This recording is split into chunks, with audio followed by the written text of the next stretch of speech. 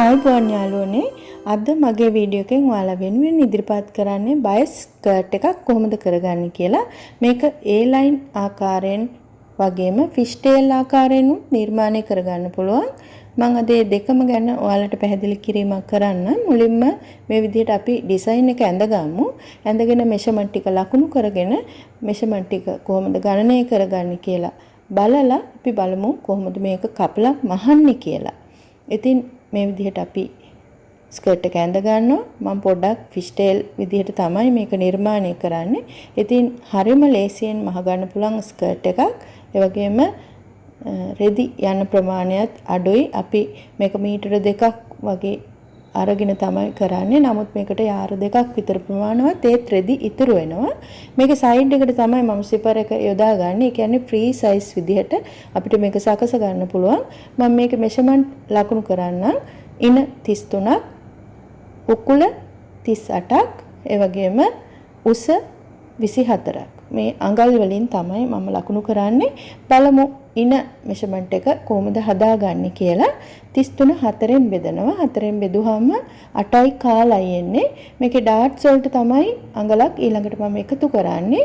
ඒ වගේම මම වාසි විදිහට තව අඟලක් එකතු කර ගන්නවා. මොකද ෆ්‍රී සයිස් ආකාරයෙන් නිර්මාණය කරන්නේ. ඒ කියන්නේ මේ ස්කර්ට් එක අඳින්න පුළුවන් 38 40 42 වගේ උකුල එන කෙනෙකුට උනත් මේ අපි හදාගන්න මිම්ම ප්‍රයෝගික කරගෙන සකස ගන්න පුළුවන්. අපි බලමු උකුල මෙෂර්මන්ට් එක 4ෙන් බෙදලා 9 මාරට අපි බුරුල අඟලක් එකතු කරගන්නවා. ඒ වගේම මැහුම් වාසි අඟලක් එකතු කරගෙන තමයි 11 මාර විදිහට සකස ගන්නෙ. ඉතින් සායේ උස අපි අඟලක් එකතු කරගෙන 25 විදිහට ගමු.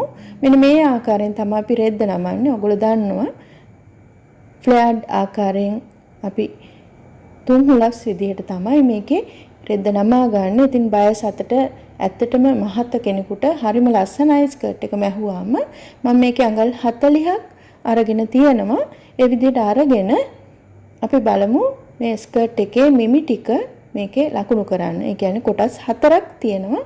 මේ විදිහට 10ක් කාල එන තැන අපිට බලා ගන්න පුළුවන්. බලාගෙන අපි මුල්ලේ ඉඳලා ගමු. අඟල් 14ක් වගේ උසට තමයි අපි මේ ඉන ලකුණු කරන්නේ. ඉතින් ඔයාලගේ ඉනේ ප්‍රමාණය බලලා ඒ විදිහට ලකුණු කරගන්න අවශ්‍ය මෙෂර්මන්ට් එක. ඒ වගේම අපිට උකුලත් ලකුණු කරන්න පුළුවන්. උකුලේ මෙෂර්මන්ට් එක අඟල් 5ක් දුරින් තමයි. කියන්නේ ඉනේ ඉඳලා අඟල් 5ක් දුරින් තමයි අපි ලකුණු කරගන්න ඕන. ඉතින් මේක ඔයාලට අවශ්‍ය උකුල ප්‍රමාණයක් ගන්න පුළුවන්. ඒ කියන්නේ 38ක්, 40ක්, 42ක්, 44ක් ඔය ඕනම ආකාරයකට අරගෙන අපි මේකේ උස ලකුණු කරගන්නවා. උස කොහොමද කියලා බලමු. උස 25යි මම ගන්නෙ. ඔයාලට මේක පුළුවන් මේ 40ක වගේ රෙදි කොටස් දෙකක් ගත්තා නම් අඟල් 28ක් 29ක් උනත් ලකුණු කරගන්න පුළුවන්. ඉතින් ඇත්තටම මේක 3/4 විදිහට එන සායක්. ඉතින් බලන්න මෙන්න මේ විදිහට ඇඳගෙන මෙන්න මේ විදිහට රෝල තිබ්බාම අපිට පුළුවන් A line ස්කර්ට් එකක් නිර්මාණය කරන්න. බලන්න මේ රෝල තියලා තියෙන විදිහට හැඩ කරලා උගලන්ට කපා ගත්තාම අර ෆ්ලෑඩ් ආකාරයෙන් යන තරම් රෙදි යන්නේ නැහැ. ඇත්තටම මහත කෙනෙකුට හරිම ලස්සනයි මේ විදිහට ස්කර්ට් එකක් මහලා ඇඳහම බලන්න ඕගොල්ලෝ. ඔයාලගේ වැඩිහිටි අයට මේ විදිහට කරලා දෙන්න පුළුවන්. ඉතින් මම මේක නිර්මාණය කරන්නේ ෆිෂ් ටේල් හැඩයට අඟල් 15ක් ඉනේ ඉඳලා උස අරගෙන මේ ස්ථානයේ තමයි මේ හැඩය අපි ඇඳ ගන්න ඕන. මම උකුලේ මෙෂර්මන්ට් එකම තමයි ගන්නෙ. ඒකට වැඩි අඟලක් විතර අඩු වුණා නම් තවත් ලස්සනයි. ඉතින් මේ විදිහට මම වාටිය රේඛාවත් අඳිනවා. ඇඳලා ඔයාලට කපලා පෙන්නන්න. මේකේ හැඩය පැහැදිලි නැත්තම් ඒ කපලා ඉවරුනාට පස්සේ බලන්න මේකේ මැහුම් වාසිත් එක්ක කියන්නේ මම වැඩිපුර මැහුම් වාසි තියනවා. ඔයාලා මේකේ අංශයට අවශ්‍ය මැහුම් වාසි ප්‍රමාණය අඟල් භාගයක් නම් ඊට වැඩි පොඩක් අඩු කරලා කපන්න. මේ විදිහට තමයි සායි හැඩය අපි කපලා ඉවරුනහම දකින්න තියෙන්නේ. ඉතින් මේ විදිහට අපි ඩාට් එක ඇඳ ගන්නවා. ඩාට් එක ඇඳගෙන අපි කට් මාක් කරලා ලකුණු කරගන්න පුළුවන්. මේ විදිහට තමයි. කියන්නේ මෙතන අර අපි ගත්ත හිප් එකේ මෙෂර්මන්ට් එක ගත්ත ඊට වැඩිය තව අඩු කරලා ගත්තාම මේ හැඩය ගොඩාක් ලස්සනට ගන්න පුළුවන්. ඊළඟට අපි බලමු මේ සායේ ඉනට යොදා ගන්න පටියට අවශ්‍ය එහෙම නැත්නම් බෙල්ට් එකට අවශ්‍ය රෙදි කොටස කොහොමද කපා ගන්න කියලා. ඉතින් මම මේ විදිහට අඟල් 4මාරක් පළල හිටින පටියක් කපා ගන්නවා. මේ පටිය කොටස් දෙකක් හිටින විදිහට තමයි මම කපා ගන්න. ඒ කියන්නේ ඉදිරිපසට හා පිටුපසට කොටස් දෙකක් එන විදිහට මේ ආකාරයෙන් අපි අඟල් 21ක් දිගට මේ පටි දෙක කපා ගන්නවා. ඒ වගේම අපි ස්ටිප් කපා ගන්න උවමනයි අඟල් 1.5ක අඟලක වගේ ප්‍රමාණවත්. එහෙම කපාගෙන මේ විදිහට අපි අලෝ ගන්නවා. පටියේ එක පැත්තකින් අඟල් භාගයක් විතර ඉඩ තියෙන විදිහට අලෝගෙන අනිත් පැත්ත අපි ඔලොක් කර ගන්න ඕන. ඊළඟට අපි මේ වගේ ඩාට් ටික ලකුණු කර ගන්නවා. අපි එක ඩාට් එකයි ඇඳගත්තේ. ඒ වගේම මේ අනිත් පැති තුනෙත් අපිට ඩාට්ස් ඇඳ ගන්න පුළුවන්. මේ විදිහට පින් එකක් රඳවලා ඩාට් එකේ කොනට ඒ වගේම අපි කට් මාක් කරගත්තා උඩට එන තැන. ඒ තැනත් ඕනනම් අපිට මේ විදිහට ඇඳගෙන ලකුණු කරගන්න පුළුවන් හරිම පහසුවෙන්. මොකද අපි මේ වගේ දේවල් කරනකොට ප්‍රායෝගික වෙන්න ඕන. අඩු කාලයකින් අපි අපේ ඵලදායීතාව වැඩි කරගන්න ඕන. ඉතින් මේ විදිහට අපි ඩාට් එක වීල් කරගත්තේ නැත්නම් අපිට පුළුවන් ලකුණු කරගන්න හරිම ලේසියෙන්. ඒ වගේම අපි ඉක්මනින් මේ ඩාට්ස් 4 මහ ගන්නවා. මහගෙන අපිට තියෙන්නේ ඉන්නට බෙල්ට් එක අල්ල ගන්න. ඉතින් මේකේ බෙල්ට් එකට අපි අඟලක 1.5ක වගේ පටියක් තමයි යොදාගන්නේ. ඉතින් ඔයාලට අවශ්‍ය නම් මේකට යෝක් එකක් වුණත් නිර්මාණය කරගන්න පුළුවන්. ඉතින් විවිධ යෝක් හැඩ තියෙනවා. ඒ වගේ හැඩයකට මේ ඉන ඔයගලන්ට සකස ගන්න පුළුවන්. ඉතින් ඒ වගේම සයිඩ් පොකට් යොදා ගන්න පුළුවන්. ඒ කැමති ඕනම ආකාරයකට ඔයාලට නිර්මාණය කරන්න පුළුවන්. ඒ වගේම මේකට අවශ්‍ය නම් ඉනේ පිටිපසට ඉලාස්ටික් එකක් යොදා ගන්න පුළුවන්. එහෙම නැත්නම් ඉන වටේටම ඉලාස්ටික් එකක් යොදා ගන්න පුළුවන්. එතකොට අවශ්‍ය විදිහට සාය ඕනම ඉනකට ගැලපෙන විදිහට මේ පටිය අල්ලලා මේ පටිය වටේට ඉලාස්ටික් එකක් යොදා ගන්න පුළුවන්. ඉතින් මේ විදිහට තමයි අපි බෑන්ඩ් එක අල්ලගන්නේ. බෑන්ඩ් එකේ අපි ගහන නූල පේන්නේ නැති වෙන්න ලස්සනට අල්ල ගන්න ඕන. ඒ විදිහට අල්ලගත්තට පස්සේ අපිට තියෙන්නේ සයිඩ් මසා ගන්න. එක පැත්තක් මම මහනවා අංශය අනිත් පැත්තට සිපර් එක යොදා ගන්නවා. සිපර් එක ඉන්විසිබල් සිපර් එකක් තමයි යොදාගන්නේ. ඔයාලට මේකට වෙනත් හයිය සිපර් එකක් උනත් යොදා ගන්න පුළුවන්. ඩබල් සිපර් වර්ග තියෙනවා. ඉතින් ඒ වගේ එකකින් ඔයගලන්ට පුළුවන් මේක නිර්මාණය කරගන්න.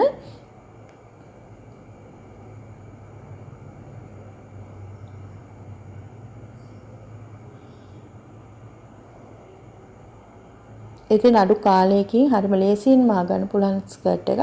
ඔයාලා උත්සාහ කරයි කියලා මම හිතනවා.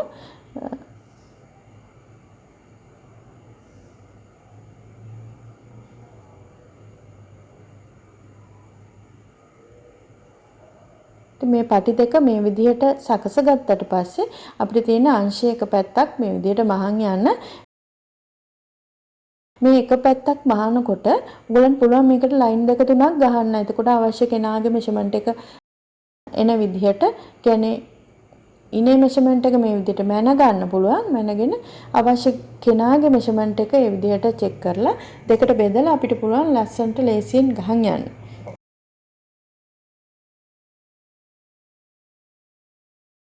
ඉනේ සයිස් එක දෙකට බෙදලා මේ විදිහට මා යන්න පුළුවන්. ඒ කියන්නේ ඉන 33ක් වුණාම 16 මාරෙන්නේ. ඒ වගේම ඉන 34 නම් ඒක දෙකට බෙදලා අඟල් 17 විදිහට ගන්න පුළුවන්. හරිම ලේසියෙන් මහන් යන්න පුළුවන්. එතකොට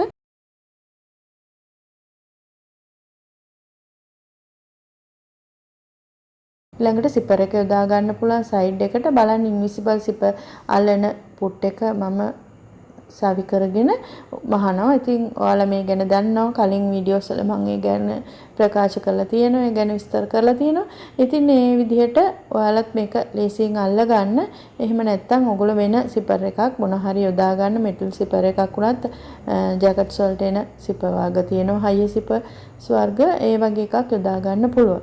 එහෙම නැත්නම් ඉලාස්ටික් එකක් උනත් යොදාගෙන සිපර් එකක් නොයදා සාය නිම කර ගන්න පුළුවන්. ඉතින් ලේසියෙන්ම අහ ගන්න පුළුවන්. අඩු රෙදි ප්‍රමාණයකින් අඩු කාලෙකින් නිම කරගෙන ඔයගලන්ට වැඩි ලාභයක් ලබා ගන්න විදිහට මේක නිර්මාණය කර ගන්න පුළුවන්. ඉතින් සයිඩ් ගහලා ඉවරලා වාටිය මහන්න තමයි තියෙන්නේ. මම හිතනවා අද පාඩමෙන් ඔයගොල්ලෝ ගොඩාක් දේවල් ඉගෙන ගන්න ඇති කියලා. ලොකු දැනුමක් ලබා ගන්න ඇති කියලා. බයස් අතට ගොඩක් ස්කර්ට් බ්ලවුස් නිර්මාණය කරන්න පුළුවන්. ඒකෙන් හුඟක් ලස්සනක් එනවා. අපි ඉදිරියේදී බලමු තවත් නිර්මාණ කරන්න ගවුම් උනත් නිර්මාණය කරන්න පුළුවන්. අපි බලමු ඉදිරියේදී ඒ වගේ නිර්මාණ කරලා කොහොමද ඒ ඇඳුම් එන්නේ කියලා. ඉතින් සිපර් එක දෙපැත්තම මේ විදිහට අල්ලන් යනවා. අල්ලන් ගිහිල්ලා අපිට තියෙන්නේ සායේ වැඩ නිම කරගන්න. ඉතින් එකපාරම ගහන්න අමාරු නම් මේ විදිහට අපිට රඳවලා පුළුවන් ඇල්පෙනිති වලින් සිපර් එක ලකුණු කරගෙන වහලා බලලා හරියට එනවද කියලා බලලා සිපර් එක මහන් යන්න. ඉතින් මේ පටිය අල්ලන්න කලින් සිපර් එක යොදාගෙන එතෙන්ට හුක් එකක් යොදා ගන්නත් පුළුවන්. ඉතින් එක එක ආකාර තියෙනවා. කැමති විදිහකට ඔයගොල්ලෝ නිර්මාණය කරගන්න. ඒ වගේම බටන් තුනක් යොදා ගන්න පුළුවන්. හුක්ස්ම යොදා ගන්නත් පුළුවන්. අයිලට් යොදා ගන්න පුළුවන්. ඉතින් ඔයාලට පුළුවන් කැමති ආකාරයකට සයිඩ් එක නිර්මාණය කරගන්න. මම මේ පෙන්වුවේ ලේසි ක්‍රමයක්. ඊට පස්සේ අපිට තියෙන්නේ වාටිය මහන්න. වාටිය අඟල් භාගෙට මම මහලා තියෙන්නේ ඕලොක් කරලා. ඒ වගේම සයිඩ් ඕලොක් කරලා තියෙනවා. ඒ වගේම වාටියත් ඒ විදිහට ඕලොක් කරලා අඟල් භාගෙට තියලා මහන්න පුළුවන්.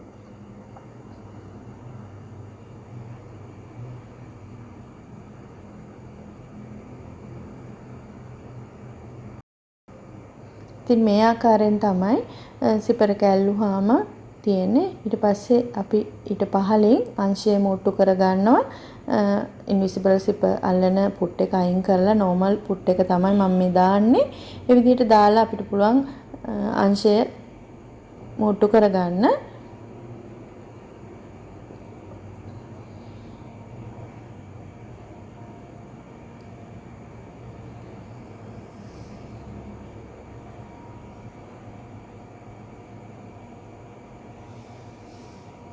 අංශය දෙපැත්ත වෙන වෙනම මම ඔලොක් කරගෙන තියෙනවා.